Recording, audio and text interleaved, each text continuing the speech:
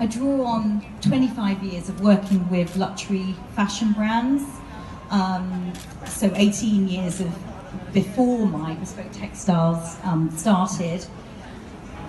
And this has really given me the basis to develop for hospitality brands, which I'll talk about in a moment. And so we've worked with people such as English Eccentrics, La Petite Salop, Travel Wardrobe Care, Billy Bag, Whitman, and some other London Fashion Week brands. What we do is we create tailored for you products that are textile related, that are then put into a tailored supply chain that saves waste for those customers. So, and then the repeat endless supply is actually sustainable with that. I think I've clicked on too much, so I'm going to go back a couple of steps, because sorry, I can't get this clicker to work. Fantastic. So, just going to skip back a couple of slides. Thank you. So it all started, or just talk about UK trends, because they're controlling it from the back now. So, I wanted to talk about the UK trends that we're discovering, which are consumers are much more aware and they want to see the whole product journey. And so this is really important to them, that they can see some transparency in the product development. And this story being told is actually really important. And also creating more timeless fashion. The slow fashion movement is a really big trend. Creating styles that actually last, and we're not causing so much waste anymore. Because textile waste is at epidemic levels. It's filling landfill at ridiculous proportions, and it needs to sort of slow down and be stopped.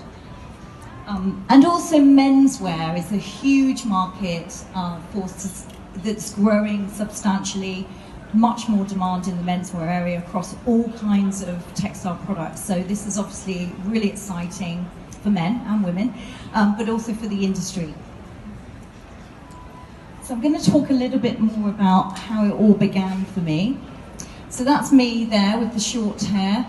On my mum's wedding day, when she was remarrying, so about the age of 11 and 12, both my parents remarried, and it caused me a massive fashion frustration, because that's when I had to find an outfit to wear to their weddings. And I couldn't find anything decent. We lived in a very tiny Somerset town in England, in the countryside. The nearest big town was Weston-super-Mare, or Bristol, you may have heard of, in Somerset. And there was nothing but very low-end retailers, or the other extreme, bridesmaid's dress, which was not going to be the style that we were going for.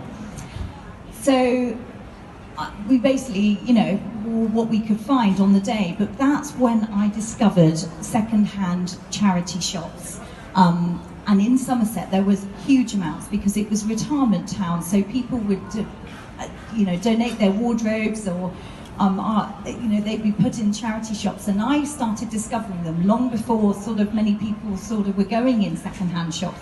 And that's where I discovered, buying unique items that were made beautifully, that I could also design from and develop from, and that kickstarted my whole fashion career.